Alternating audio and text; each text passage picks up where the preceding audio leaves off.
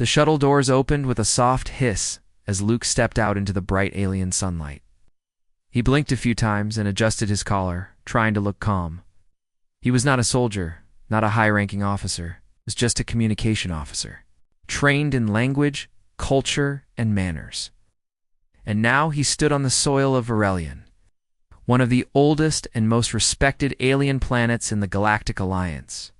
His heart beat a little faster. This was supposed to be a peaceful visit. Earth had only recently joined the Alliance. Humans were still new to most alien species, and Luke's job was to observe and learn. He was chosen because of his calm nature, ability to listen, and talent with alien languages. But deep down, he felt unsure. Why had the Queen herself called for his team? Beside him, Commander Ellis gave a small nod. "Stay sharp, Luke. We don't know what they really want." "Yes, sir," Luke said, trying to sound steady. The welcome hall was huge and beautiful. The floor looked like glass, but it was warm. Under his boots, strange floating lights moved across the ceiling like birds. Tall alien guards in silver armor stood along the walls. And at the far end of the hall stood the throne, carved from a dark purple stone that shimmered in the light. "A voice echoed through the hall. The Queen approaches." Luke's team stood still as a group of tall alien women entered. They all looked similar, elegant, graceful, with long limbs and soft glowing patterns on their skin. But one of them stood taller than the rest. Wore a golden robe that flowed behind her like liquid light. Her hair was long and dark, almost silver under the bright lights. Her eyes large and shining locked on Luke. She stepped forward, past the others, past his team, and stopped only. A few feet in front of him, everyone went quiet. The Queen tilted her head slightly. Her voice was soft but clear. "Are you single, human?" Luke froze. His mouth opened slightly, then closed. He blinked. Did she really just ask that? Commander Ellis coughed and tried to step forward, but the Queen raised her hand gently. "Did not mean to offend," she said, looking only at Luke. "But you smell ... unique. Your energy is sharp, yet soft. It is familiar. I must ask again, are you unattached?" Luke tried to find words. Yes, Your Majesty. I'm single." Murmurs spread through the hall like a soft wave. The Queen gave a small smile, then turned back to her throne and waved for them to follow. Commander Ellis gave Luke a strange look as they walked. Later, in the guest chambers, Luke sat on a smooth round chair, trying to understand what just happened. "She asked you what?" one of the other officers asked, half laughing. "You heard her," Luke said quietly. "I thought I misheard." But no, she was serious. A soft chime rang from the wall and a holographic message appeared. It was from the Queen's court. Luke had been invited to a private meal in the royal garden that evening. The message was clear. Only Luke was invited. What should I do? Luke asked the others. Commander Ellis shrugged. "We're here as guests. If the Queen wants to talk to you, be polite. Learn what you can. Just don't promise anything." Luke nodded, but he felt strange. This wasn't just about politics. Anymore, that evening, he followed 2 alien guards through the garden path. The air smelled sweet, like fruit and flowers. Glowing plants lit the way, and small floating creatures buzzed around gently. The Queen sat at a round table near a quiet stream. She wore a different robe, now silver and blue. Her hair was tied back, and a soft crown of crystals rested on her forehead. "Please," she said, motioning to the seat across from her. "Join me." Luke sat carefully. "Thank you for the invitation, Your Majesty." "You may call me Leora," she said, her voice softer now. "You are not under trial. Just a guest." "Then, thank you, Leora," Luke said, surprised at how her name felt so natural to say. They ate fruit and soft bread made from local plants. She asked him many questions about Earth, human customs, and family life. "Why do humans marry?" she asked. "Well, for love, mostly," Luke said. "For trust, safety, and building a life together." She seemed to think deeply about that. "We have partners too," she said. "But not always for love. sometimes for duty, sometimes for energy balance. You feel different, like someone from a dream I once had. Luke didn't know what to say. No one had ever looked at him the way she did. Not with desire, but with curiosity. Wonder? Maybe even hope. Why me? He asked quietly. She smiled gently. I don't know yet, but I will find out. As the night grew dark, the queen stood and gave him a small crystal. This is a gift, not a promise, but it means I see you. Luke took it carefully. Sleep well, human, she said, then walked away. Her robe flowing behind her like mist. Luke stood in the quiet garden, the crystal warm in his hand. He didn't know what tomorrow would bring, but he knew one thing clearly. Now this mission was going to change everything. The sun of Aurelian rose slowly, casting soft golden light over the white towers of the royal city. Luke stood near the window of his guest room, still holding the small crystal queen Leora had given him. It pulsed with a faint glow, warm like a heartbeat. He hadn't slept much. His mind kept spinning with questions. Why did the queen choose him? What did she mean by you feel like someone from a dream? And why did he feel calm? Soft knock at the door pulled him back too. The present? One of the queen's messengers stepped in, bowing slightly. The queen requests your presence in the library wing. No armor or guards are required. Luke glanced at his device. It was too early for most meetings. But something told him this was not about politics. He followed the messenger through quiet halls. The palace was peaceful, almost dreamlike.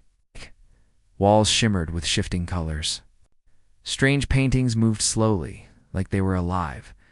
When they reached the large double doors of the library, the messenger stopped.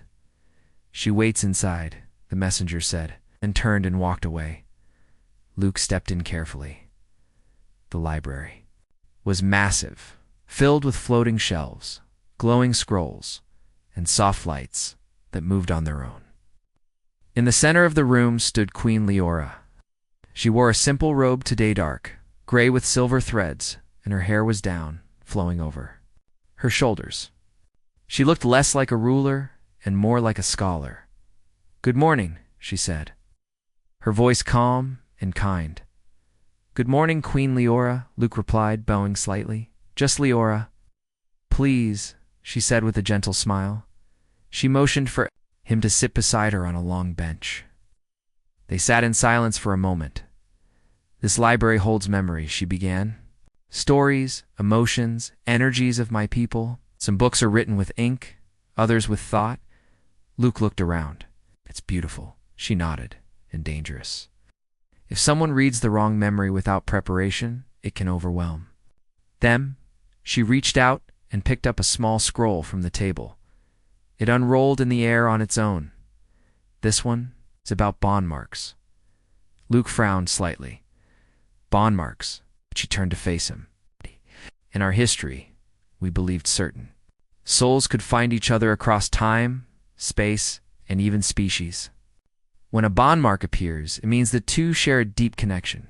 It is rare. It is sacred. Luke looked down at his wrist where the crystal had touched his skin the night before. He noticed a faint mark, now a soft glowing line shaped, like a curve. His eyes widened. I didn't see that before. It formed while you slept, Leora said. You did not force it. Neither did I.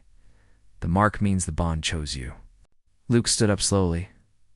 I don't understand. Are you saying we're connected? Like fate?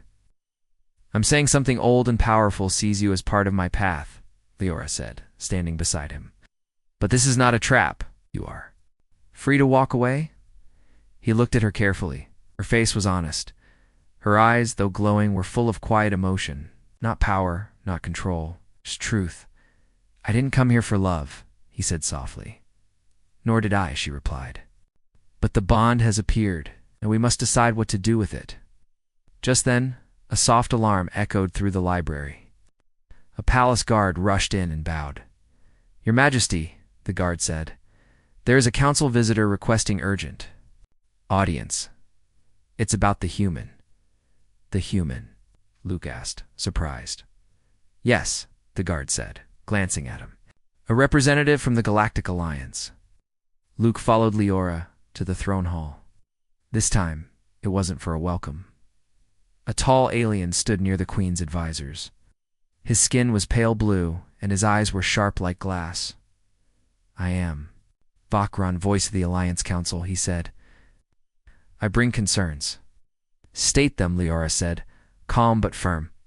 Vakron pointed at Luke. "Humans are new, untested. Yet the Queen is giving this one special status. Rumors say you plan to bond with him. This could create political imbalance." Luke stepped back, feeling like he didn't belong in this high-level conversation. "My choices are mine," Leora said. "The bond appeared without my will. I do not seek to disrupt peace." Vakron frowned. "Even a peaceful bond can shake alliances. Other species will ask why they were never chosen. Some may call it favoritism, or worse, manipulation." Luke felt eyes turned toward him. He felt small. It's out of place.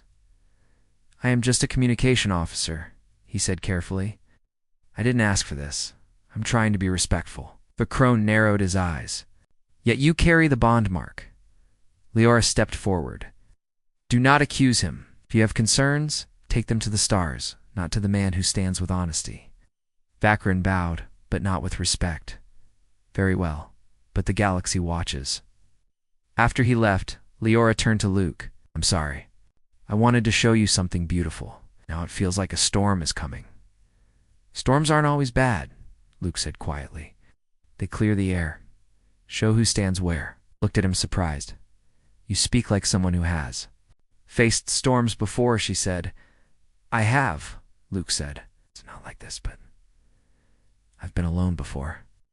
I know how it feels to be watched, judged. I don't want to be a problem, Leora, but I won't run either."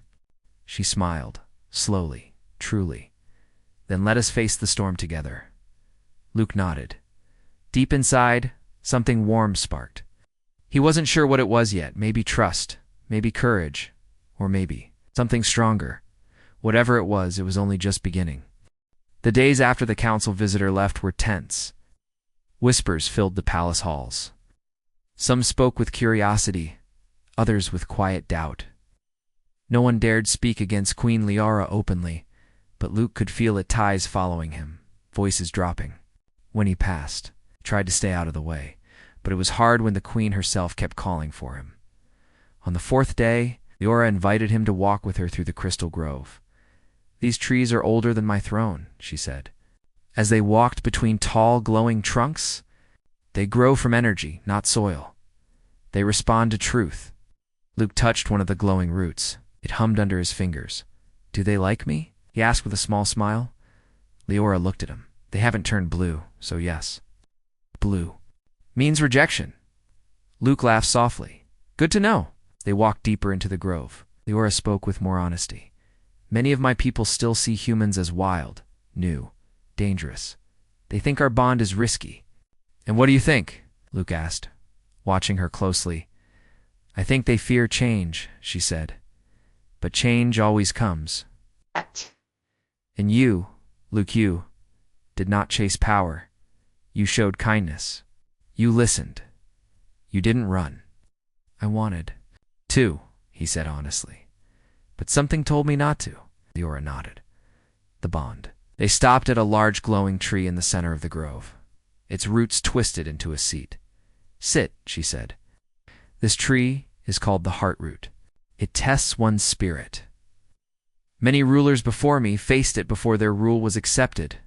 "A test?" Luke asked, unsure. "Double quotes, yes," she said gently. "Not to judge you, but to show your truth." Luke looked at the strange tree. It glowed a soft gold now, waiting. He stepped forward, sat on the root seat, and closed his eyes. In an instant, the world shifted. He was no longer in the grove. The sky above was dark. He looked down and saw footprints behind him, human ones. He heard a voice. Not Leora's, not his own. Something deeper. "Show us your burden." Before him appeared a figure, a young man. It was himself. From years ago, tired, scared, holding a friend in his arms. His old friend Marcus, injured, eyes full of pain. I couldn't save him, Luke whispered. I tried. He told me to run. I stayed and I failed. The scene froze. The voice spoke again. You carry guilt, yet you stayed. Why? Because running felt wrong, Luke said, tears rising. Even if I couldn't save him, he didn't die alone. The scene faded. Now, a new memory appeared: his mother, weak in a hospital bed. Don't waste your life hiding, Luke, she said in a soft voice. You have more strength than you think. He knelt, feeling the pain again. I've always tried to be strong, he whispered, but sometimes I feel like I'm just pretending. The voice was silent for a long time, then the world shifted again. Luke was back in the crystal grove. He looked around, breathing heavily. Luke's skin glowed faint gold now. The tree behind him pulsed with gentle light. Luke stood up slowly. Leora stepped forward, her face full of emotion. The tree accepted you, she said. I didn't do anything, Luke said, wiping his eyes. You showed your truth, your pain, your strength, she said softly. The tree saw it all, and it accepted. Without the first time since he arrived, Luke felt sent, not as a guest or a human or a problem, but as himself. They walked back to the palace in silence. But it was a warm silence. That evening, the royal court held a small ceremony. Not for politics, not for announcements, but for tradition. The queen placed a silver chain around Luke's wrist. This marks you as truth seen, she said. You are now known in our history. As they stood in front of the court, one advisor stepped forward, an older alien woman with deep lines on her face. My queen, she said, you follow Anne. Old path with a new step. But this human has shown strength. I will no longer question your choice. Others followed, bowing slightly. Some did not speak. Their silence still held doubt. But none protested. After the ceremony, Luke stood alone on a balcony. Watching the stars, Commander Ellis joined him. You've stirred quite the wave, kid, he said. I didn't mean to, Luke replied. I know. But maybe that's why it matters, the commander said. Luke turned to him. Do you think this is all too much? Ellis looked at the stars.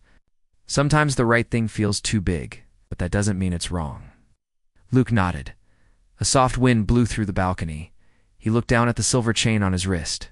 He thought of Marcus, his mother, the queen, the grove. He wasn't a hero. He wasn't special, but maybe, just maybe, he was meant to be here. The night after the truth scene ceremony, something changed in the air. The palace grew quieter. Smiles faded faster. Even the guards who once bowed warmly to Luke now kept their distance. Queen Leora noticed it too. Her court had grown still, like they were waiting for something. On the sixth morning of the human visit, Leora invited Luke to her observatory tower. Top of the tower gave a full view of the city below. From there, the two stood together, watching the lights of the city blink like stars. They're not all happy, Luke said, breaking the silence. No, Leora replied calmly. But truth never pleases everyone. He turned to face her. Do you regret choosing me? She looked surprised. Never, even if it causes trouble for you, he asked. I have ruled with peace, but never by fear. I do not regret truth. No matter the cost, she said. Before he could reply, a royal guard entered and bowed. Your Majesty, there is an urgent matter. The High Advisor wishes to speak with you alone. Luke stepped back. I'll give you space. Leora shook. Her head no. You will stay. The guard hesitated, then bowed again and left. A few minutes later, the High Advisor, tall alien named Vorsen, entered the tower. His face was unreadable. My queen, Vorsen began, you have always led us with grace, but your choice too. Bond with a human is causing unrest. You speak for others? Leora asked, eyes calm. I speak for peace, Vorsen said. Many houses are uneasy. They believe this human is a threat to our order. Luke stayed quiet, hands folded. This human, Leora said, stepping forward, has done nothing but show respect, honesty, and strength. Are these not the values we praise? We praise them, Vorson said carefully. But the galaxy does not. The Council watches. Alliances are shifting. And your bond with him may bring more danger than unity. Then let them come, Leora, said her voice like steel. I will not lie to make others feel safe. Vorson lowered his head slightly. Then at least allow a test, one that proves the human can defend what he stands for. A test? Luke asked. Vorson turned toward him, a challenge of mind and instinct. It's held in the Chamber of Echoes, not deadly, not cruel, but demanding. If you pass, all doubt will end. Leora frowned. This is tradition from the Age of War. And now we face war of thought, Vorson replied. Luke stepped forward. I'll do it. Leora turned to him. You don't have to. Luke said, but maybe this is what they need to see. Later that day, the Chamber of Echoes was prepared. It was an old underground hall made from stone that vibrated with energy. The challenge was simple in words, but not in truth. He had to walk through 5 doors, each one testing a different part of him: courage, trust, memory, instinct, and sacrifice. If he failed even one, he would be asked to leave Varelion forever. Leora watched from above in a quiet balcony. Other members of the court filled the seats, eyes sharp, voices low. The first door opened inside. Luke saw a hallway full of darkness. Suddenly, voices whispered in his ear. His failures. His legs grew heavy. The voices told him he was nothing, a mistake, a burden. But he kept walking. He said nothing, just kept walking one step at a time. Until the darkness faded and the next door appeared. He passed the test of courage. The second door tested trust. Inside, he had to cross a bridge made from invisible steps. Each step only appeared after he trusted and moved forward. His breath quickened. The fall below looked endless. He remembered Leora's words, truth needs no armor. He closed his eyes and took the first step. The bridge formed. He smiled and crossed it slowly. He passed the test of trust. The third door showed him Earth, his childhood home, his mother. She stood there, smiling. Stay here, she said gently. Stay with me. The room smelled like her cooking. The sunlight felt real.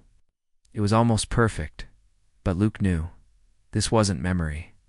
It was a trick, one that used his love to hold him back. I miss you, he whispered. But I have to. Go. The room faded. He passed the test of memory. The fourth door opened into a forest full of strange sounds. Something ran past him. A large alien beast, fast and loud. He had to reach the center without being seen. Luke used no weapon. He crouched. Low, moved slow, followed shadows, listened to the sound of breathing trees. It wasn't strength he used, it was patience. When he reached the center and touched the glowing stone, the door opened. He passed the test of instinct. Now came the final test: sacrifice. Inside the last chamber was Laura, or rather, a perfect image of her. She was chained weak, calling his name. On the other side of the room was a control panel. If he touched it, he could free her, but doing so would close the door behind him forever. He would be trapped. If he left her, he could walk out free. His hand shook. Is this real? He whispered. No answer. His heart beat fast. If this is a trick, then it's cruel, he said. But if there's even a small chance it's her, then I'll stay. He walked to the panel and touched it. The chains broke. The door behind him locked, but then everything vanished. The walls opened. The real Leora stepped through, smiling. With tears in her eyes, You passed, she said softly. You chose love, not safety. The court stood and bowed. Even Vorson looked moved. Luke stood still, breathing hard, unsure if he should smile or cry. He had passed all 5 tests, but more than that, he had proven his truth again and again. After the challenge in the Chamber of Echoes, everything changed. News of Luke's success spread across the stars. Messages came from every part of the Galactic Alliance. Some were surprised, some were impressed, some were still doubtful.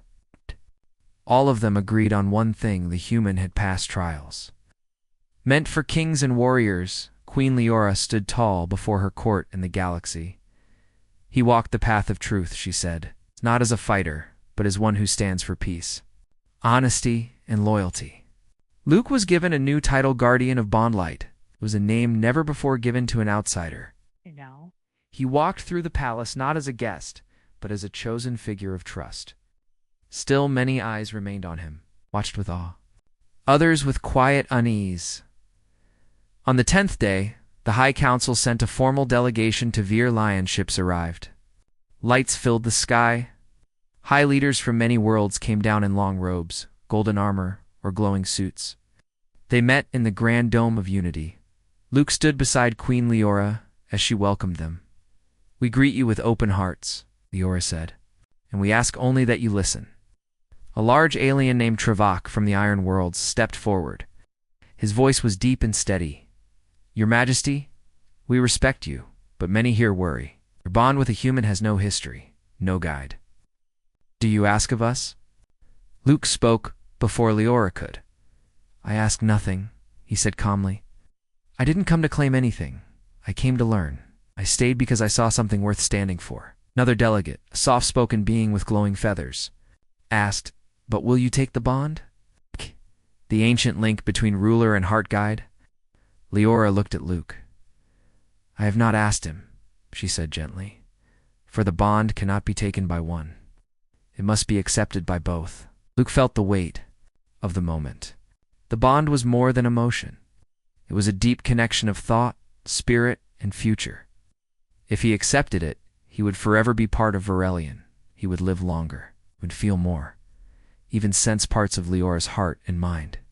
That night, Leora invited him to the Star Garden, a quiet place where lights moved like rivers above. "I won't push you," she said. "This bond is rare, sacred, but it must be free." Luke looked up at the sky. "I never planned this," he said softly. "I never thought someone like me would stand in front of stars and be offered something so big." "You are more than you believe," she whispered. He looked at her. Her face was open, honest, not asking him to change just to walk beside her. "What happens if I say yes?" he asked. "You become part of our world. We share the bond. We face every joy and burden together. We'll be honored, but you will also be tested," she said. "Our minds will speak in silence. Our hearts will beat in rhythm. And if I say no," he asked, "you return to Earth as a friend. Nothing more, nothing less." Luke closed his eyes for a moment. He thought of Earth, thought of his quiet life.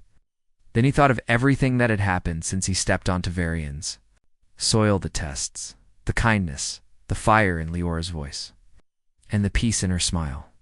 He opened his eyes. "Then I say yes," he said. Heart-steady Leora took his hands and smiled with quiet joy.